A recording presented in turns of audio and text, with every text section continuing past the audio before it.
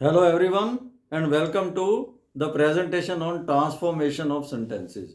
तो फ्रेंड्स ये एक बहुत ही इंपॉर्टेंट टॉपिक है ट्रांसफॉर्मेशन ऑफ सेंटेंसेस कि इसमें डिटेल में हम चर्चा करेंगे कि कैसे ट्रांसफॉर्म करते हैं एक सेंटेंस को कई कई तरह से हम वो लिख सकते हैं। तो मेरी रिक्वेस्ट है कि वीडियो में एंड तक बने रहें और अगर चैनल को अभी तक सब्सक्राइब नहीं किया तो please subscribe the same. Thank you very much. तो let us start. Friends, transformation of sentences का मतलब होता है कि किसी सेंटेंस की फॉर्म बदल जाती है लेकिन मीनिंग सेम रहता है। मतलब किसी बात को कहने का अंदाज अलग अलग हो जाता है लेकिन मतलब सेम रहता है। तो देखें कैसे, जैसे एग्जांपल देखें, Ram is taller than Sita. इसका मतलब है राम जो है वो सीता से लंबा है। और दूसरी तरह से अगर देखें तो Sita is shorter than Ram. दूसरा सेंटेंस कि सीता राम से छोटी है। तो इसमें बात तो एक ही है। हम एक में कह रहे हैं कि राम सीता से लंबा है, दूसरे में कह रहे हैं सीता राम से छोटी है। तो मीनिंग तो कोई बदल गया लेकिन फॉर्म इसकी जो है वो बदल गई। तो इस तरह से हम जो ट्रांसफॉर्मेशन ऑफ सेंटेंसेस करते हैं, लेकिन किस तरह से करते हैं उसकी डिटेल चर्चा हम आगे जाके करेंगे। किस फॉर्म को कैसे हमने चेंज करना है। ट्रांसफॉर्मेशन ऑफ सेंटेंसेस हम डिग्री को चेंज करके भी कर सकते हैं। तो सबसे पहले जैसे कई तरह के सेंटेंस होते हैं ना जिसमें एज, फिर थोड़ी देर बाद उसमें सेंटेंस में एज आ जाता है, वो होते हैं पॉजिटिव सेंटेंसेस। जैसे वो उतना है ना। जैसे ये सेंटेंस देखो, Hira is as tall as Ram. Hira भी उतना ही लंबा है जितना राम है। तो ये एक पॉजिटिव डिग्री है। इसको कंपैरेटिव डिग्री में हम बना के उसको मतलब सेम रहेगा वो कर सकते हैं। जैसे Ram is not taller than Hira. जो राम है ना वो हीरा से लंबा नहीं है, तो मतलब बराबर ही है ना दोनों। तो ऐसे सेंटेंसेस में हम क्या करते हैं, ये तो एक पॉजिटिव डिग्री है ना। पॉजिटिव मतलब इसमें कोई कंपैरिजन नहीं है किसी का। तो हम तो कहते हैं दोनों बराबर है, हीरा भी उतना ही है लंबा जितना राम है। और दूसरी फॉर्म में हम कर सकते हैं, कंपैरेटिव फॉर्म में बना सकते हैं। यहां हमने यूज किया Ram is not taller than Hira. Ram जो है वो हीरा से लंबा नहीं है, मतलब दोनों बराबर ही है। तो यहाँ पे इस तरह के सेंटेंसेस में हम जो इंटरचेंज इस तरह से करते हैं, जो सब्जेक्ट्स होते हैं ना, हीरा ये यहाँ पे वो आ गया यहाँ, राम जो सब्जेक्ट एंड में है वो शुरू में आ गया। तो एक तो ये चीज होती है। दूसरा हमने ये कंपैरेटिव डिग्री टॉल की बनाई, टॉल टॉलर है ना। कंपैरेटिव डिग्री टॉलर होती है ना, टॉलेस्ट होती है, सुपरलेटिव। हम बात कर रहे हैं कंपैरेटिव की। तो जब किसी सेंटेंस में एज और एज दो बार यूज होता है, उसमें हम जो ट्रांसफॉर्मेशन करते हैं वो एक तो सब्जेक्ट्स की इंटरचेंज कर देते हैं और दूसरा जो है जो कंपैरेटिव डिग्री उसमें यूज करते हैं, और तीसरी बात हम उसमें नोट भी यूज करते हैं। तो अब ये दोनों दोनों सेंटेंसेस एक ही मतलब रखते हैं उनकी, लेकिन पहले में पॉजिटिव डिग्री है, Hira is as tall as Ram. Hira उतना ही लंबा है जितना राम है। तो दूसरे में हमने कहा Ram is not taller then Sita. एक मतलब राम सीता से, हीरा से लंबा नहीं है। एक नोट लगा दिया, टॉलर लगा दिया, और इनके जो सब्जेक्ट्स हैं वो आपस में इंटरचेंज हो गए। और दूसरा देखो, कोई ऐसे सेंटेंस भी होते हैं जिसमें सो और एस का प्रयोग किया होता है। उसमें ये नॉर्मली हम नेगेटिव सेंटेंसेस में करते हैं। Ram is not so strong as Shyam. Ram उतना स्ट्रॉन्ग नहीं जितना श्याम है। इस तरह इसका ये मतलब हुआ। अब इसको भी हम कैसे कर सकते हैं, Shyam is stronger than Ram.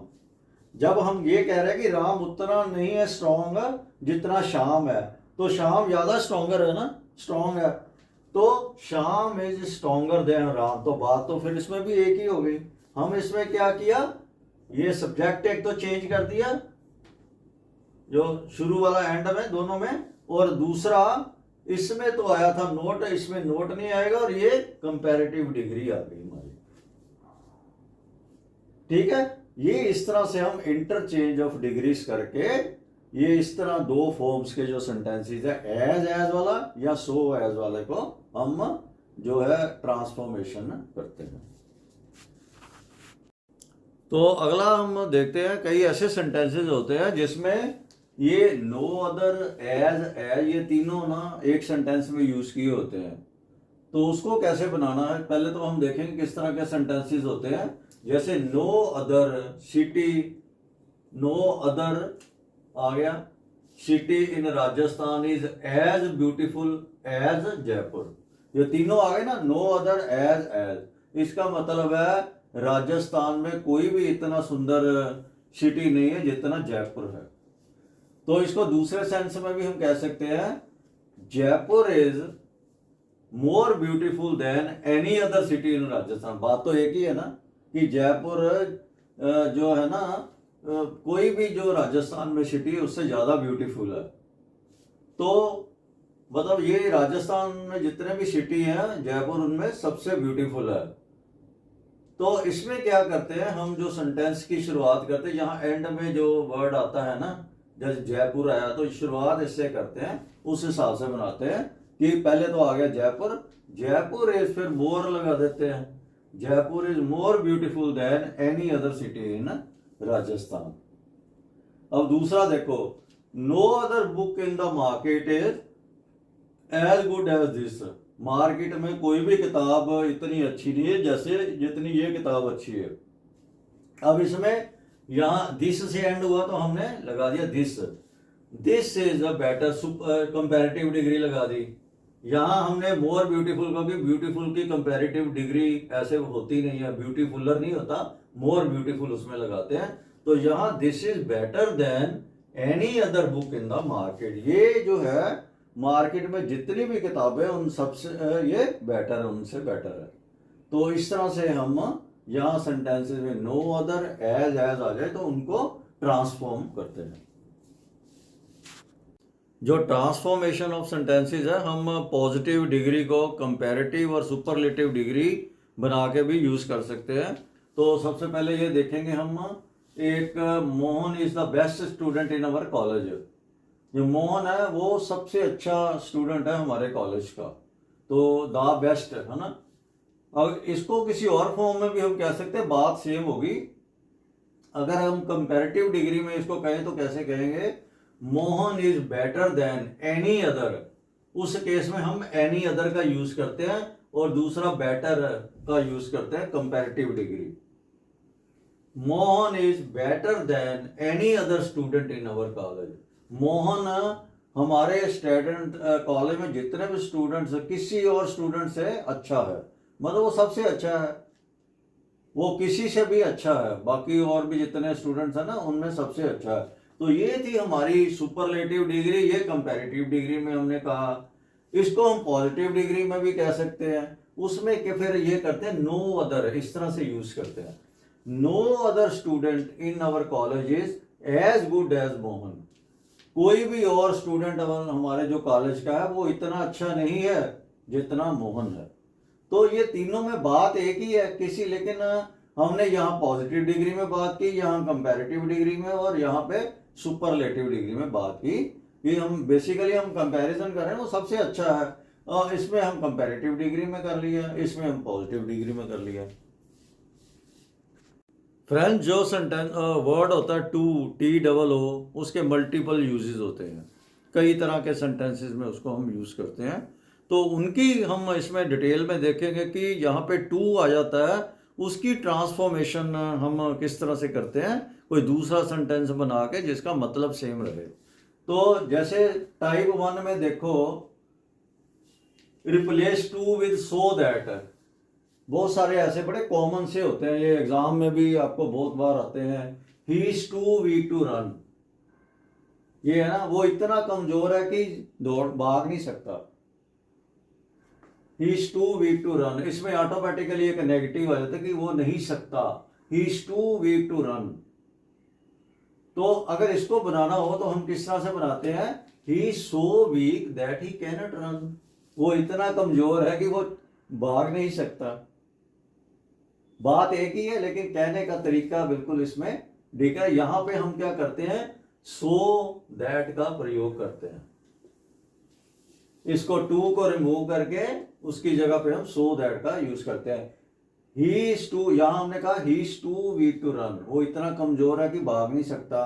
बात दूसरे में भी वही कह रहे हैं कि वो इतना वीक है कि वो भाग नहीं सकता, लेकिन हमने टू को रिप्लेस कर दिया so that he is so weak that he can not, और दूसरा इसमें हमने negative can not run use कर दिया। अब दूसरा सेंटेंस देखो, he was too tired to do anything, वो इतना थका हुआ था कि कुछ करने के काबिल नहीं था, कि वो कुछ नहीं कर सकता था, इतना थक गया था। तो इसको भी हम दूसरे, अब ये तो प्रेजेंट में हम बात कर रहे हैं, ये पास्ट की बात कर रहे हैं, तो यहां हम क्या, ही वॉज सो टायर्ड, वो इतना थक गया था, that he could not do anything, कि वो इतना थक गया था वो कुछ नहीं कर सकता था। तो यहाँ पे एक नेगेटिव हमने जरूर यूज किया, जैसे कैन नॉट यूज किया, यहाँ हमने कुड नॉट यूज किया, यहाँ हमने सो का यूज किया और दैट का यूज किया, और टू को हमने मिटा दिया। टाइप 2 में उस तरह के सेंटेंसेस आते हैं जिसमें टू का प्रयोग होता है लेकिन कोई सब्जेक्ट नहीं होता, तो हम वहां पे क्या करते हैं, सो दैट तो हम करते ही हैं टू की जगह पे, लेकिन हम एक जो one, O N E one, एक, उसको हम एज ए सब्जेक्ट ऐड कर देते हैं।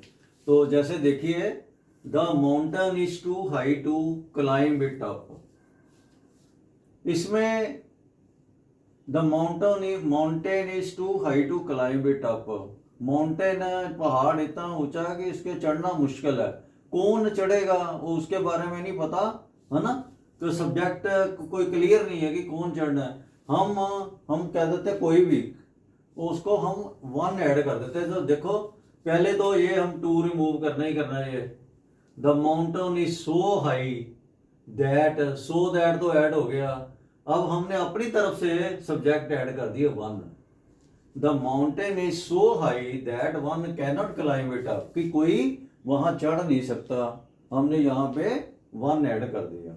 अब इसी से और क्लैरिटी होगा। दूसरा देखो, this item is too costly to purchase, ये इतनी कॉस्टली आइटम है, महंगी है कि इन्हें परचेज करना इसको मुश्किल है, तो this item is so costly that one can not purchase it. अब यहां भी देखो ना, दिस आइटम इज, हमने टू की जगह पे लगा दिया सो दैट, है ना, this item is so costly that one can not purchase it, कि कोई इसको खरीद नहीं सकता। तो यहाँ पे कोई सब्जेक्ट बड़ा क्लियर नहीं था, इसलिए हमने अपनी तरफ से वन ऐड कर दिया। पिछली वाली वीडियो जो स्लाइड्स थी उसमें हमने देखा था कि हम बात कर रहे थे, टू को उस सेंस में यूज कर रहे थे कि वो इतना कमजोर है, जैसे कि वो ये काम नहीं कर, हम काम करने की बात करते थे, वो इतना स्लो है कि वो भाग नहीं सकता, वो ये काम नहीं कर सकता, उस सेंस में कर रहे हैं। अभी हम बात करेंगे कि टू को हम वहां भी प्रयोग करते हैं, यहाँ पे हम ये कहते हैं कि कोई चीज बनने के काबिल नहीं है, वो ये बन नहीं सकता, वो काम करने की बात कर रहे हैं, यहाँ बनने की बात कर रहे हैं, कि के हिसाब से suppose he is too weak for a wrestler, जो पहलवान के लिए जो चीज चाहिए ना, तो उसके हिसाब से वो बहुत ही कमजोर है, he is too weak for a wrestler, बनने के काबिल नहीं है, he is too weak for a wrestler, wrestler के हिसाब से तो वो बहुत कमजोर है, ही इज सो वीक, यहां भी हमने वही यूज किया सो दैट, टू को रिमूव करके सो that, he is so weak that he can't be a wrestler, हम यहाँ रेसलर की बात कर रहे हैं, ठीक है ना, नाउन की बात कर रहे हैं, वहां हम वर्ब की बात कर रहे थे, तो ही is so weak that he can't be a wrestler, तो यहाँ पे हम इस तरह से यूज करते हैं, he is too weak for a wrestler. अब अगला सेंटेंस देखो, she was too slow for a racer, यहां हम पास्ट की बात कर रहे हैं कि वो एक रेसर के हिसाब से बहुत ही स्लो थी, तो हमको इसको कैसे करना, टू को रिमूव करके दूसरी तरह से, she was so slow that she could not be a wrestler, कि वो रेसलर पहलवान नहीं बन सकती थी, for a racer, sorry racer, she was so slow that she could not be A racer, वो रेसर नहीं बन सकती थी, इतनी स्लो थी, उसके हिसाब से बहुत स्लो थी। टू का प्रयोग हम वहाँ भी करते हैं जहाँ हम कहते हैं कोई बहुत ज़्यादा अधिकता हो किसी चीज़ की, ज़रूरत से ज़्यादा कोई चीज़ हो तो उसको बल्कि नेगेटिव सेंस में हम यूज़ करते हैं। The tea is too cold, normally क्या है कि चाहे तो गर्म होनी चाहिए, अगर ठंडी भी थोड़ी हुई तो थोड़ी बहुत ठंडी हो तो चलती है। तो हम ये कहें the tea is too cold मतलब बहुत ठंडी है। इट इज़ टू हॉट मतलब बहुत, उसको भी हम नेगेटिव, जितनी गर्मी होनी चाहिए उससे बहुत ज़्यादा है। तो यहाँ ज़रूरत से ज़्यादा कोई चीज़ हो तो वहाँ पे हम टू का प्रयोग करते हैं, the tea is too cold. तो इसको हम इस तरह से भी बना सकते हैं, the tea is colder than it should be, वो जितनी गर्म होनी ठंडी होनी चाहिए उससे बहुत ज़्यादा ठंडी है। द टी इज, तो तब हम इसको कंपैरेटिव डिग्री में करते हैं तो इसके साथ लगाते हैं देन। तो इस तरह का the tea is colder than it should be. तो यहाँ टू तो हमने मिटा दिया, तो यूज हमने क्या किया, the tea is colder than it should be, चाय उतनी ठंडी है जितनी जरूरत से ज्यादा ही ठंडी है। आगे अगर देखें कि कई बार हम ये भी यूज करते हैं कि he is too intelligent for me, मेरे हिसाब से तो वो बहुत ही इंटेलिजेंट है। He is too intelligent for me, मेरे हिसाब से वो बहुत ही इंटेलिजेंट है। तो इसका मतलब मैं तो उसके हिसाब से कोई मैच ही नहीं हूं, मेरा तो उसका कोई मुकाबला ही नहीं है। He is so intelligent that I am no match for him, वो इतना इंटेलिजेंट है, बुद्धिमान है कि मैं उसका कोई मैच ही नहीं हूं। The work is too large for me, ये काम मेरे हिसाब से बहुत बड़ा है। तो हम ये कर सकते हैं, the work is so large that I can not do it, मैं इसको नहीं कर सकता, इतना बड़ा काम है।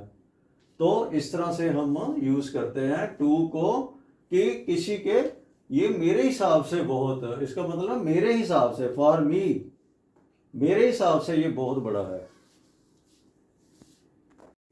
टू का प्रयोग हम वहां भी करते हैं, यहां हम कहते हैं, पहले हमने आपने देखा था हम ये बात कर रहे थे, जैसे he is too weak to walk, उसका मतलब था कि वो इतना कमजोर है कि, फिर अगले में हम कहते हैं कि दैट ही कैनॉट डू।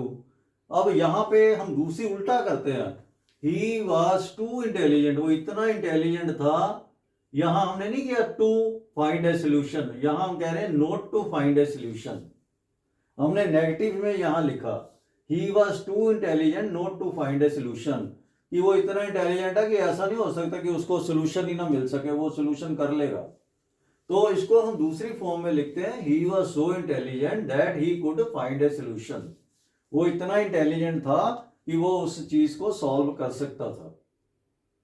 अब यहाँ पे पहले जब हम सेंटेंस रखते थे टू वीक टू वॉक, हम टू वीक पहले इतना कमजोर है टू डू कि ये कर नहीं सकता, यहां हम कहते हैं कि he is too intelligent positive sense में, that he can do this thing. तो यहां पे हमने लिखा he was so intelligent that he could find a solution. अगला देखो, the hotel is too large, ये पॉजिटिव सेंस में बहुत बड़ा है, not to accommodate all of you, ऐसा नहीं हो सकता कि यहाँ पे सारे समा ना सको, अकोमोडेट ना हो सको। तो इसको हम कैसे लिखेंगे, यहां हमने नोट लिखा, तो यहां पे लिखेंगे the hotel is so large that it can accommodate all of you, कि सबको अकोमोडेट कर सकता है। पहले सेंटेंसेस में हम करते थे टू वीक टू डू, कि ये सो weak that he can't do this thing, यहां हम करते can do this thing. The hotel is, क्योंकि यहां पॉजिटिव सेंस में हम यूज कर रहे हैं, the hotel is so large that it can accommodate all of you. तो देखा दोस्तों, हमने बात की कि ट्रांसफॉर्मेशन ऑफ सेंटेंसेस क्या होता है, कि किस तरह से हम किसी सेंटेंस को अलग अलग तरीके से लिख सकते हैं, उसका मतलब भी चेंज ना हो, तो कहने का तरीका अलग अलग हो सकता है। तो मुझे पूरी उम्मीद है कि आपको वीडियो पसंद आई होगी। तो अगर वीडियो पसंद आई है तो please like, subscribe, share and comment. Thank you very much. तो अगले पार्ट में हम कुछ और जो ऐसे सेंटेंसेस डिस्कस करेंगे जिनको कई की तरह से लिख सकते हैं। Thank you very much.